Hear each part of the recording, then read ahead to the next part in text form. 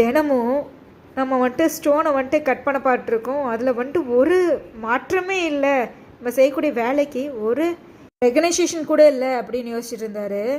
அப்போ வந்து பார்த்திங்கன்னா அப்படி ஒரு சுச்சுவேஷனில் சிவகுமார் தாத்தா என்ன ஒரு லெசன் சொல்லி கொடுத்தாங்க தெரியுமா? இட்ஸ் மீ நித்யாயோ, வாங்க இன்றைக்கான ஒரு குட்டி ஸ்டோரிக்குள்ளே போகலாமே.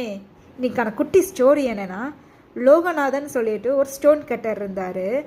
அவர் வந்துட்டு தினமும் வந்துட்டு ஒரே வேலையை செஞ்சிட்ருக்கோம், நம்மளுக்கு ஒரு ரெகனைசேஷனே இல்லை, எதுவுமே இல்லை அப்படின்னு யோசிச்சுட்டு இருந்தார்.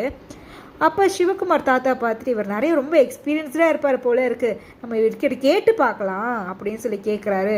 எப்படி வந்துட்டு ஒரு நாள் இவ்வளோ மோட்டிவேட்டடாக பண்ணுறீங்க, எப்படி இருக்கீங்க அப்படின்னு சொல்லி கேட்குறாரு. அதை கேட்டுட்டு சிவகுமார் தாத்தா வந்துட்டு சிரிச்சிட்டே வந்துட்டு ஹேமரை வந்துட்டு கீழே வச்சுட்டு சொல்கிறாரு, ஓ இங்கே ஒரு நிமிஷம் வா அப்படின்னு சொல்லி கூப்பிட்டு, நீ வந்துட்டு ஒரு நாளைக்கு 100 டைம்ஸ் வந்துட்டு இது பண்ணுவியா அப்படின்னு சொல்லி கேட்டதுக்கு சொல்கிறாரு, நீ வந்துட்டு பண்ணியிருக்கியா, அதனால் ஏதோ மாற்றம் ஏற்பட்டிருக்கா? ஒன்ஸ் நத்திங் ஹேப்பன், எதுவுமே நடந்ததே இல்லை அப்படின்னு சொல்கிறாரு.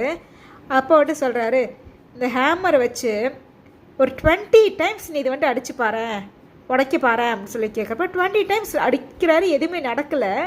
சரின்னு சொல்லிட்டு ஒரு 50 டைம்ஸ் பண்ணு அப்படின்னு சொல்கிறாரு. 50 டைம்ஸ் பண்ணுறாங்க, அப்பயும் எதுவும் ஆகலை, உடையவே இல்லை. அதை பார்த்துட்டு லோகநாதனுக்கு ரொம்ப ஃப்ரஸ்ட்ரேட் ஆயிடுச்சு, என்னடா அது அப்படின்னு சொல்லிட்டு.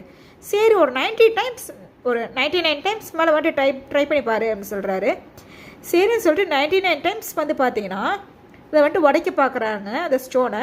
இப்போ வந்துட்டு 100th டைம் வந்துட்டு ஃப்ரஸ்ட்ரேட்டட் ஆகி இது உடைச்சே ஆகணும்னு சொல்லி உடைக்கிறாரு. இப்போ அது சுக்காக போயிடுச்சு. அந்த பாட் வந்துட்டு எப்படி 2 உடையணுமோ அந்த 2 உடஞ்சிருச்சு. அதை பார்த்துட்டு லோகநாதனுக்கு அவ்வளோ ஒரு சந்தோஷம், நம்ம தினமும் இது பண்ணுறோம் ஆனால் இது நடக்கவே இல்லை, இன்றைக்கி நடந்துருச்சே அப்படின்னு சொல்லிட்டு. இப்போ லோகநாதன் வந்துட்டு பார்த்தீங்கன்னா தாத்தா பார்த்து இது எப்படி நடந்துச்சு அப்படின்னு சொல்லி கேட்குறேன். என்னால் நம்பவே முடியல அப்படின்னு சொல்கிறாரு. எப்படி நடந்துச்சு அப்படின்னு சொல்லி கேட்குறாங்க. அப்போ வந்துட்டு சிவகுமார் தாத்தா சொல்கிறாரு, நீ வந்துட்டு 100th டைம் நீ வந்துட்டு அடிச்சில்ல, அதனால நடந்துச்சா என்ன? இல்லை, நீ தொடர்ந்து அடிச்சுட்டே இருந்தப்போ அந்த ஸ்டோனை, அதனால நடந்துச்சு அப்படி. இந்த கதையில் இருந்து நம்மளுக்கு என்ன தெரியுமா சொல்ல வரேன், நம்ம தினமும் கன்ஸ்டண்ட்டாக கொஞ்சம் எஃபர்ட்ஸ் போகிற மாதிரி ஒரு பெரிய ரிசல்ட் உருவாக்கும், க்ரியேட் ஆகும். இது வந்து பார்த்திங்கன்னா இம்மிடியட் ப்ராக்ரஸாக நடக்குமான்னு கேட்டால் தெரியாது, பார்க்க முடியாது. ஆனால் நம்ம தினமும் கொஞ்சமாக போடுற எஃபர்ட்ஸ் மூலிமா ஒரு பெரிய கோலை நம்மளால் பில்ட் பண்ண முடியும், அச்சீவ் பண்ண முடியும்.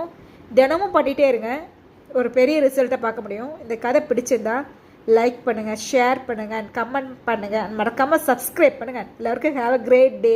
கடைசி சொல்லணும்னு தோணுச்சு நமக்கு. இப்போ ஒரு கோலை நோக்கி போயிட்டுருக்கோம்ல, அதை இப்போ நம்ம விட்டுட்டோன்னா ரொம்ப ஃபீல் பண்ணுவோம். தயவு செஞ்சு விட்டுறாதீங்க.